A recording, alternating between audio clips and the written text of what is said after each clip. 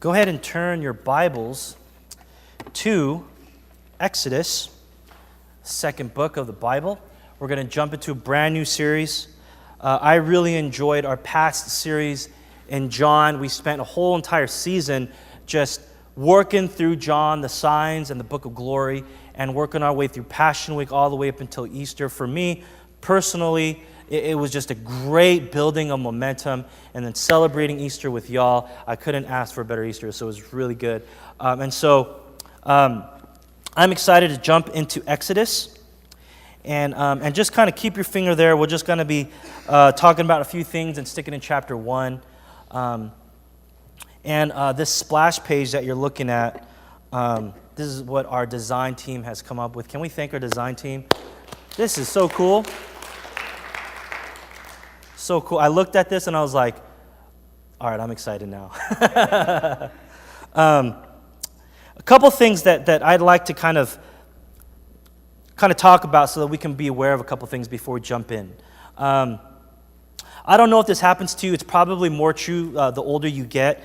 But there's like this rendition or like this cover that comes out, a movie, a song, a food, whatever it is, right? And then some youngster says, oh yeah, I know where that's from, and they're not even like citing their sources. You know what I'm saying?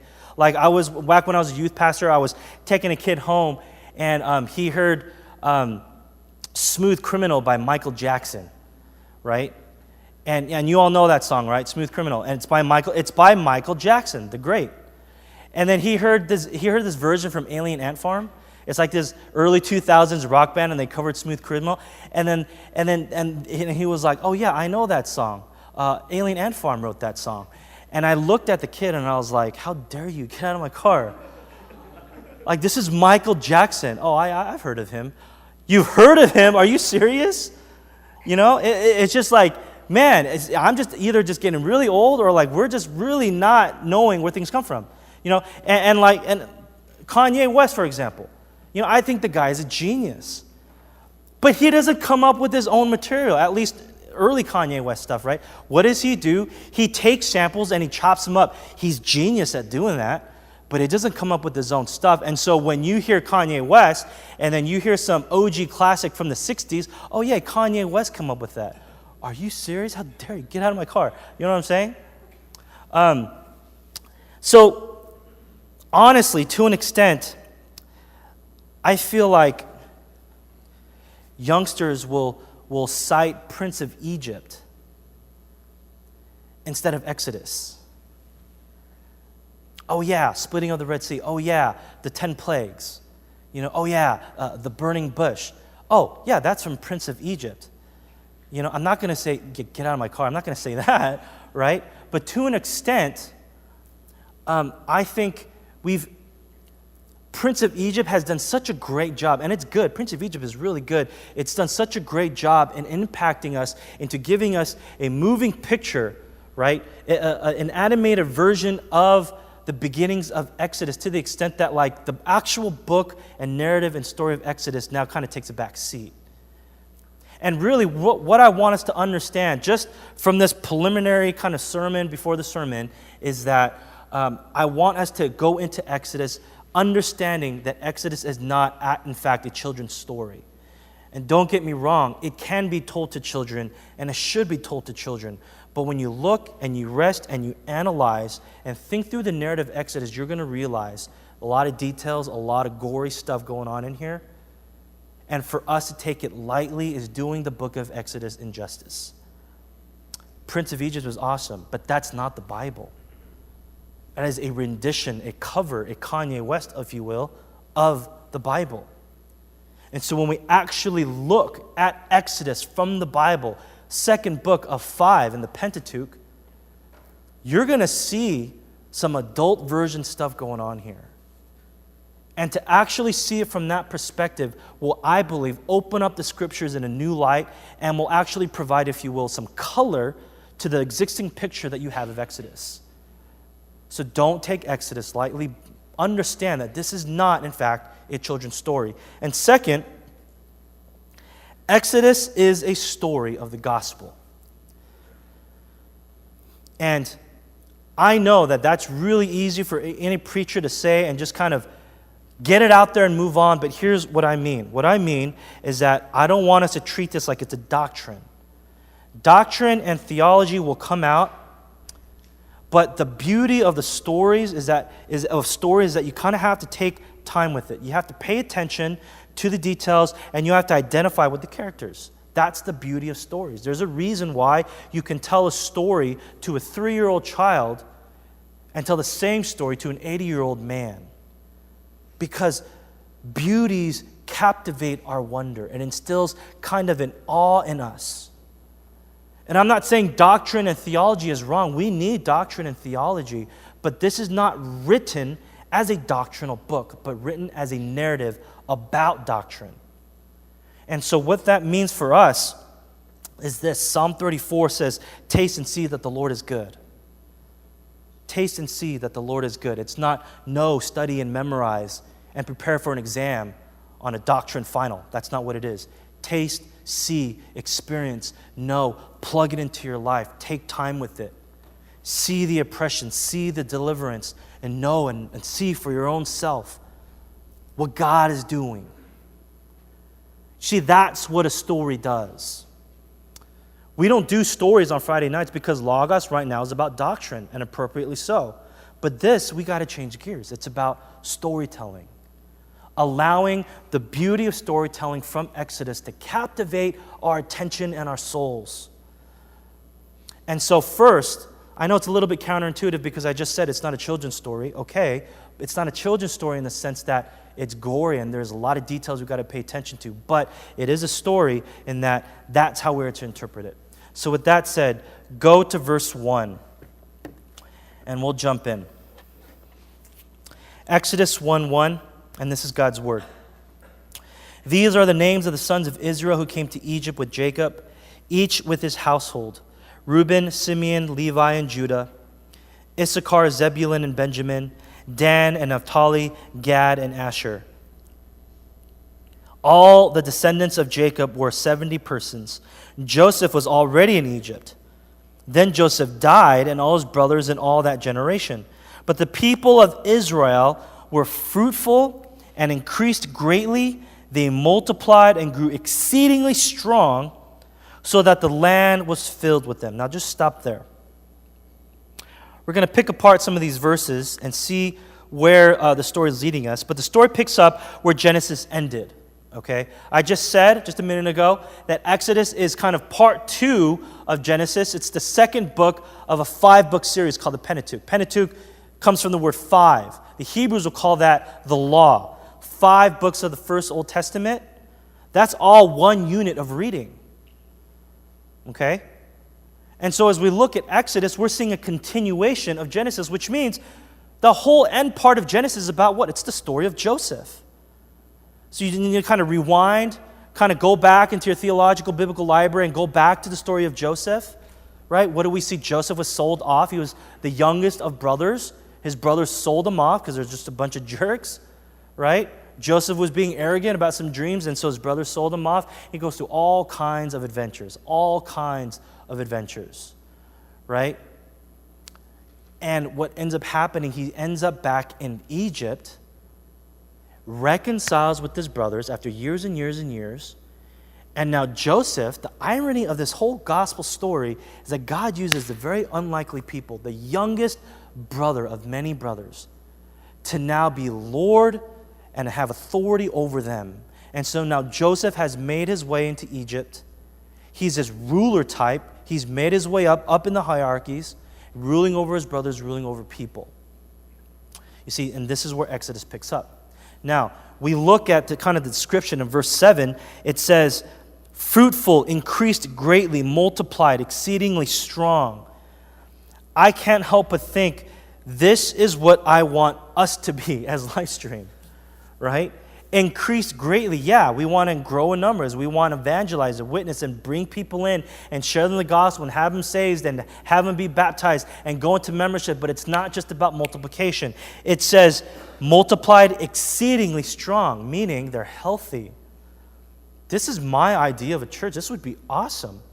And that's really up to God, isn't it?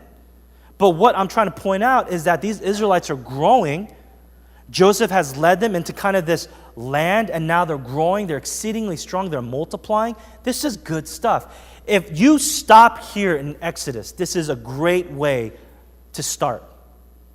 You don't read any further. You don't know the story of the plagues. You don't know anything about deliverance. All you're reading here is that, man, God, He's blessing and He's growing. And these people are really doing well for themselves.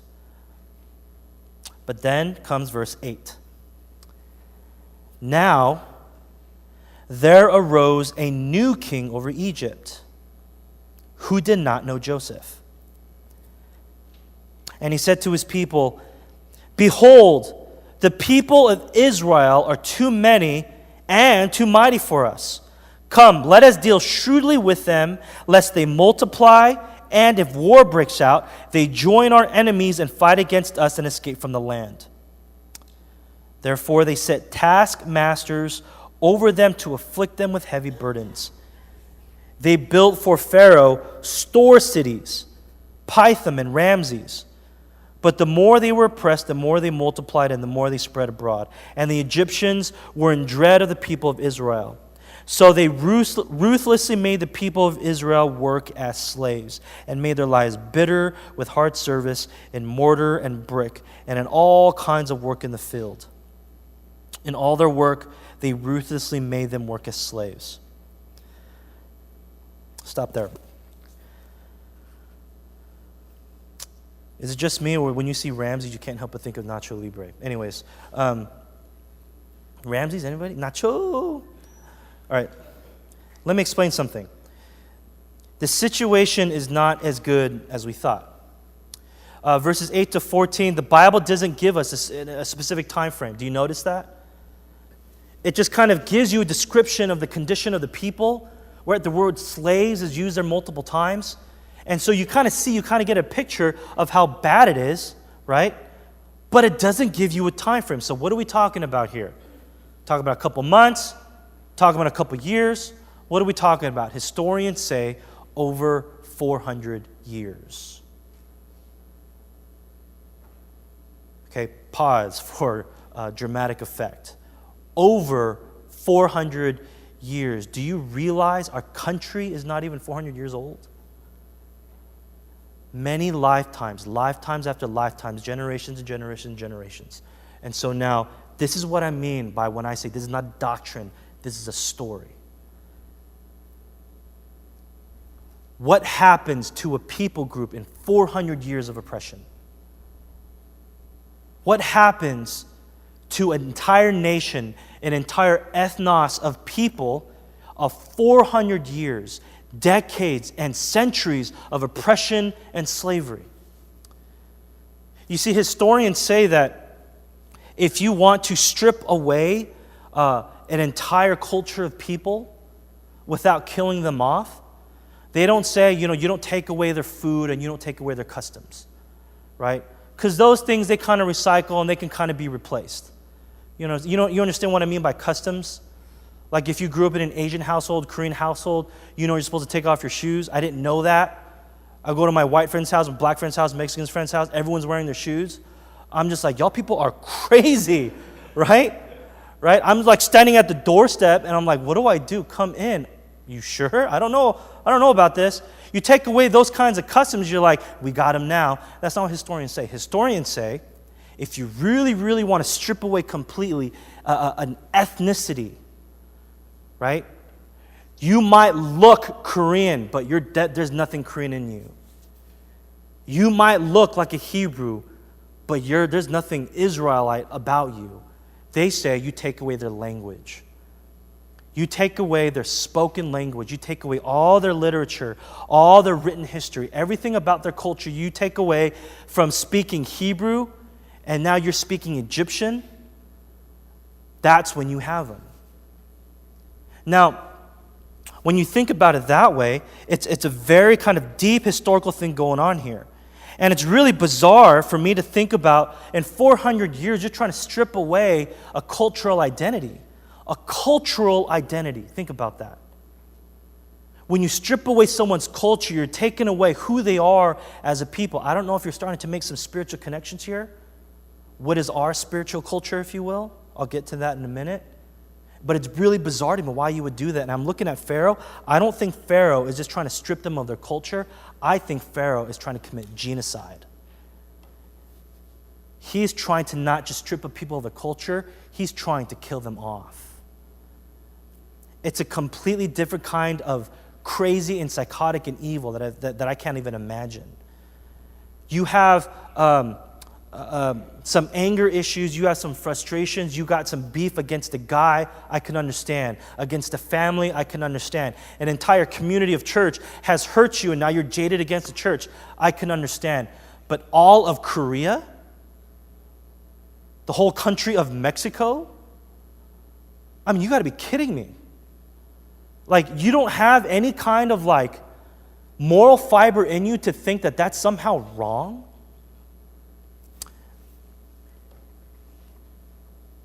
And I've said this before, and I'm going to say this a lot. Old Testament stories are physical pictures of our current spiritual condition.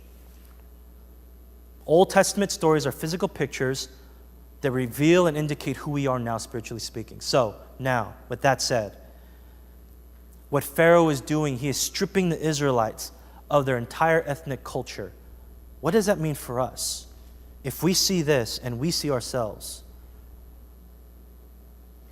he's stripping us of our identity as God's people. He is taking away our idea of what grace and salvation is. You see, that's a profound way to look at this. Now, go to verse 15.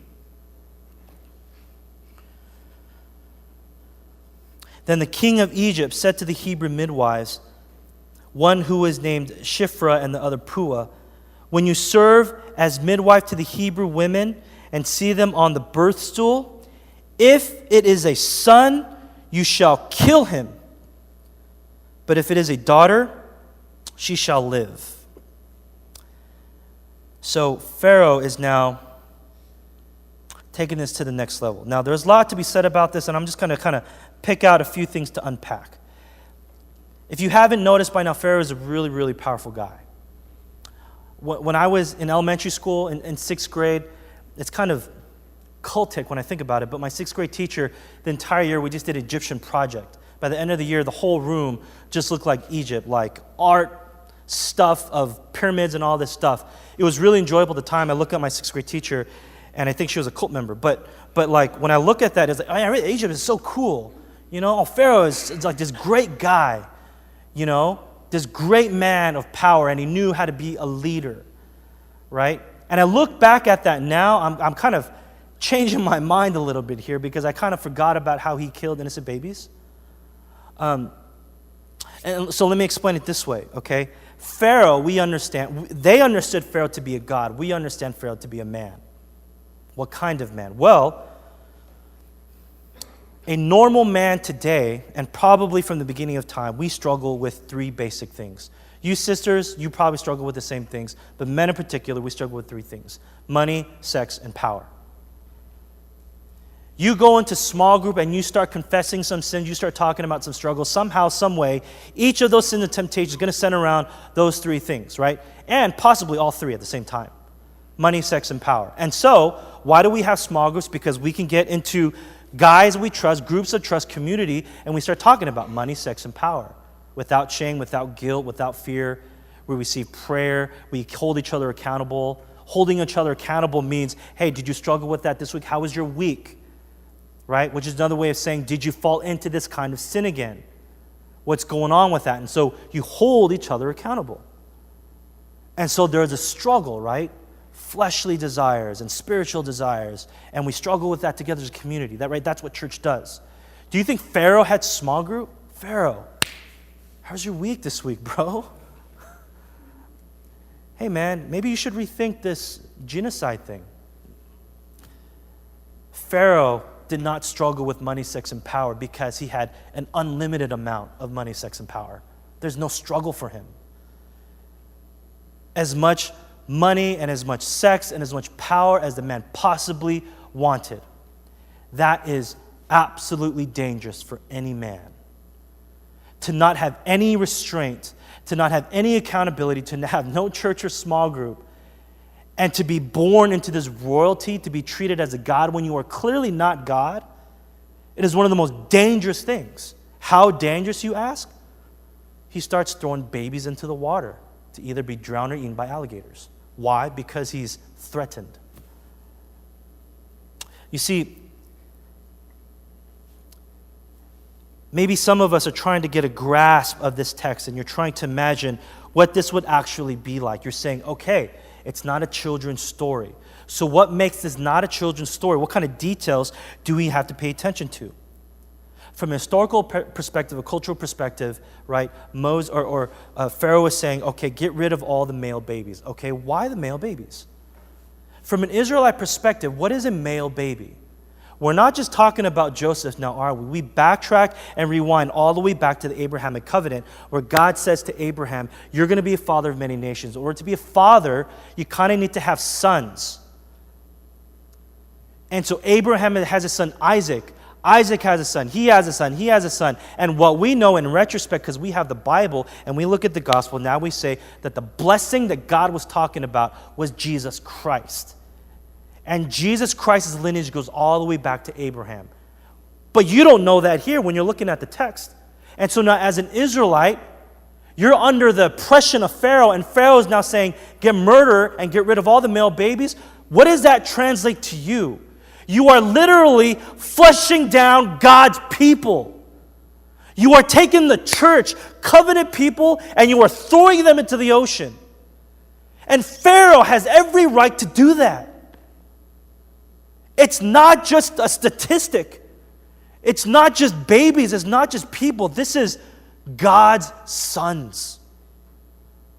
The people, the chosen nation that God has blessed. And so as an Israelite, you're seeing these chosen men of God, babies, being murdered. What does that mean for you theologically? What in the world is God doing?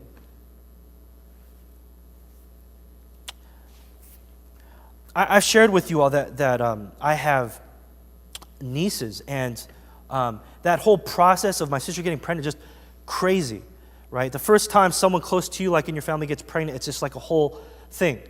And I remember, so we get the news that my sister is pregnant, and so we're like, that's awesome, you know? And we're praying for her. We want the best to come out of this. And so I'm having dinner with my folks, and we all got a text message. At the same time, we all pull out our phones, right? And my sister texts us all, and it's an ultrasound, right? And I don't know what an ultrasound is. I'm looking at it. I'm just saying, it could be an alien for all I know. So I'm just looking at it. Oh, how cute. I don't know. My dad's kind of looking at me. He's like, I don't know. You look the same when you're in your ultrasound, you know? And so, okay, we're eating, and my mom, she's a nurse. And she was a nurse, she retired, but she used to work in labor and delivery, and so she handled babies. She's a pro when it comes to babies. Well, first time I held a baby, right, just relax. I'm like, I can't breathe, you know, I don't want to do anything wrong. My mom, she's a pro, just grabs babies, one hand, just taking care of them. Oh, they're fine, you know, she's just a pro at it. And so we're looking at my mom, right, to look at the ultrasound, and we're like, we don't know what we see. And so my mom's a little bit confused. She's looking at the phone. She's looking upside down. She's showing it to me. I was like, Mom, I got the same text message. She's like, you look at it. And she's just like, and then she goes, oh my gosh, it's twins. And in a moment's notice, it went from one baby to two babies, right? And we're looking at our lineage. We're like, who's twins? I don't know. It's twins. It's twins. Who cares? You know, two babies. And so my sister gives birth to two babies, and that whole process was just crazy. Their names are Emma and Sophie. And when Emma came out, a little bit of a complication. Her arm got caught on her way out, and so she ended up breaking her arm. The doctor performed some jiu-jitsu maneuver on her, but it was okay because her bones were malleable. The doctor said it's completely fine. They put a little cast on her. We're like, oh my God, this is so tough for us to see, but she's totally fine.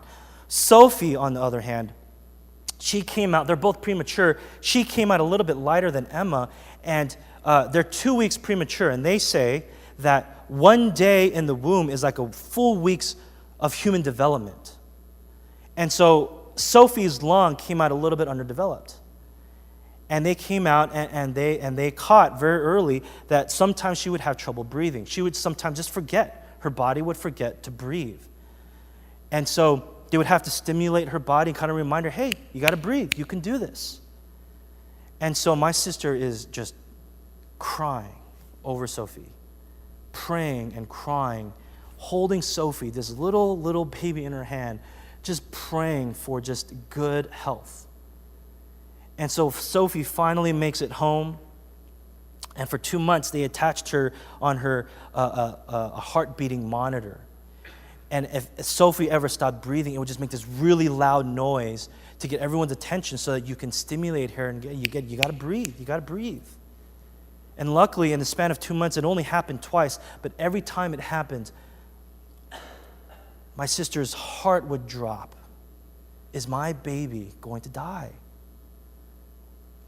And you are holding this most precious life in your hands. And to think that yes, you can care for this baby, you can support this baby, but when it comes to life and death, you're absolutely powerless. And you look at it from that perspective and you think, man, babies are such a gift from God. I share that with you because this is not a children's story. What we're seeing here in Exodus is not some distant historical lesson. What we're seeing here in a very humanistic way is that a man with too much power is taking precious little sons, gifts from God, and he's throwing them into the Nile River. This isn't a children's story. Do you get me when I say that? This is genocide. This is an evil man who feels threatened by people, and so with the snap of a finger, now young babies, every single one of them, all the males, will die. And it's a terrible, terrible thing. And sisters, why do you think Pharaoh spared the girls?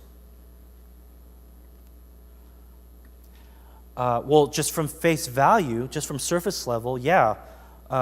Men back then especially were just stronger physically than girls. Historians say that back then they didn't have things like CrossFit. And so women didn't snatch more than guys. You know what I'm saying? And so it's like, yeah, women didn't really get a chance to be stronger than men. Right? And so you get rid of the physically dominant ones and you're left with the physically inferior ones. But there's another reason, right? Because with girls, you sell them as sex slaves, you sell them as working slaves. They actually come to some kind of use, right? And so when I say sex slave, it's like modern sense, that's what we call human trafficking, right? Except there's no laws against that under Pharaoh's rule. Pharaoh will do whatever you want, whenever he wants, to whoever he wants. And so you think, oh, wow, sisters for once in history get a better shot. No, I don't think so. It's either life or just a really bad, worse life. You know, it's just growing up believing that your identity and your sole purpose of life is to serve people sexually.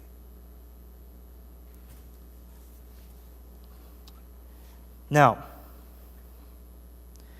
it's a pretty grim way to start Exodus, I understand. Now, right now, look at Exodus 1 so far, or think about what we just talked about, and what do you observe? Like, what are some things that come out to you?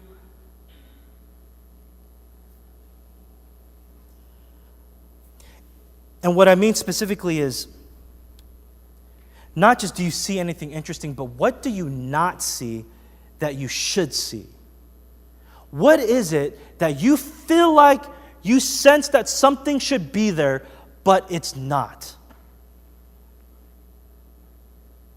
Where is God? Literally, where is the name of Yahweh God in chapter 1? You just said, okay, it's a continuation story from Genesis. We see God all over Genesis from the beginning, working all the patriarchs and even Joseph's life. Where is God? This is a good time for you to interject yourself into the narrative. You just get married to the love of your life. You have a male baby. Pharaoh throws him out. And you, as God's chosen people, you're looking up and you're saying, God, where are you?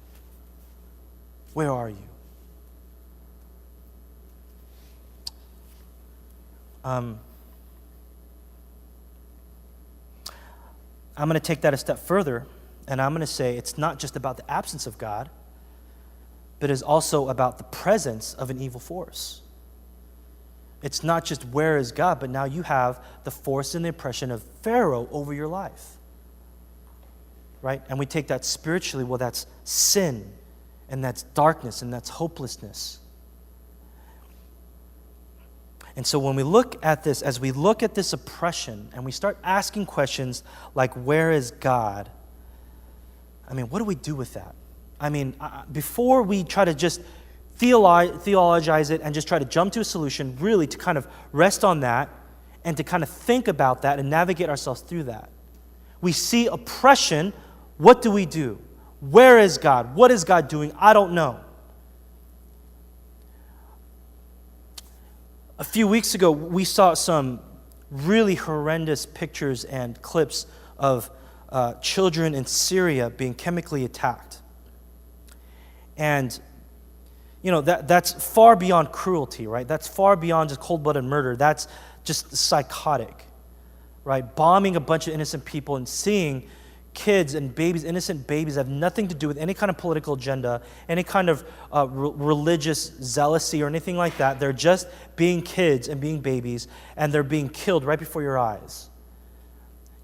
I'll be honest with you, and I said this before, I'm looking at that, and that comes up on my Facebook feed, and I'm looking at that, and my response is I look at that for about 5 seconds, and I think, this is going to ruin my day. I don't want to start my day this way. Move on and be distracted. Hey, look what this guy said. Hey, look at this picture. Facebook distractions all over the place, right? And I'm guessing that's a lot of us, not specifically with this, but just oppression, a darkness, and just disease, and things that you don't want to see because you'd rather just get back into your little bubble, right? And so our response then is, don't look. You don't have to look. No one's forcing you to look. Don't guilt yourself. Move on. Look at all that stuff and be distracted. And if I do that enough, then I'll get through the day and I'll be okay. But the reality is it's really not okay. And that, like, what should we do when we see the oppression of Israelites? And we see innocent babies being murdered? Should we just look away? Because listen to me. It's not just the Israelites that we're looking at, is it? It's us. We look at the oppression and the darkness and the hopelessness of the Israelites, and to see the bondage that we're in, and you give that an honest look, and you're going to realize that that is us. And so what that means is you look away because you don't want to be bogged down by darkness and sin. You are turning away from your own sin and saying everything will be okay, but it's not.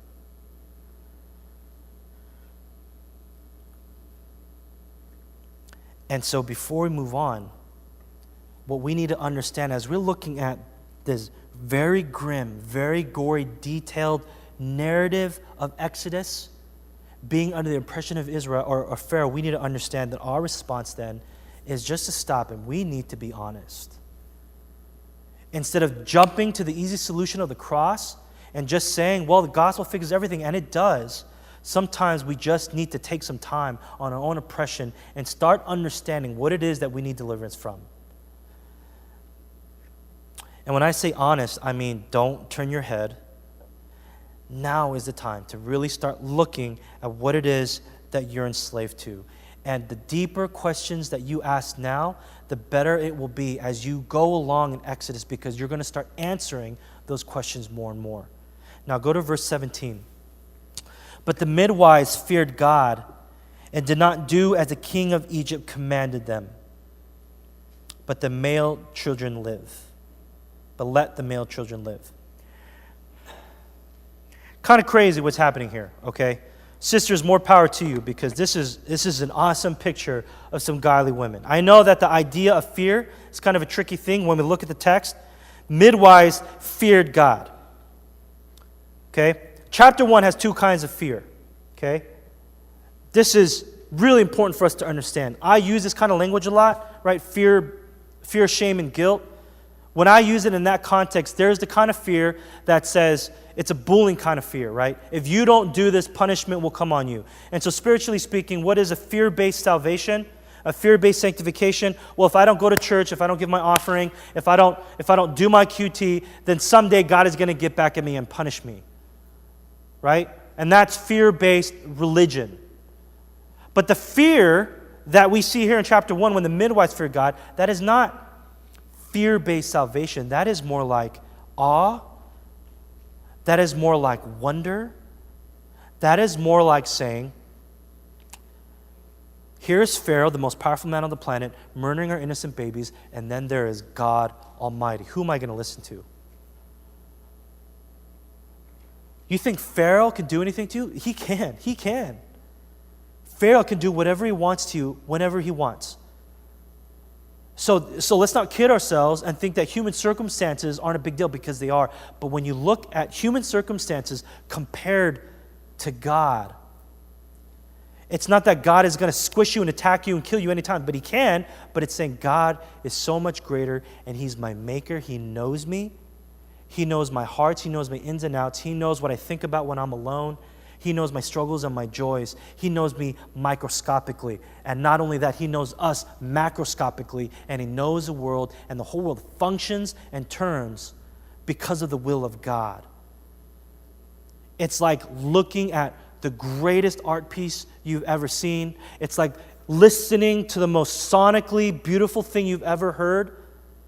And it's not this fear like, I'm scared it's going to kill me. It says, I'm in wonder of how magnificent and great and awesome God is.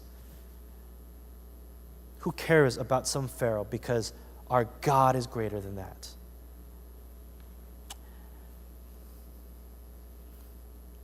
Really, what I just want to point out from that, if you understand thematically what Exodus is about, and you understand it's about God delivering his people, who does he start with? Midwives.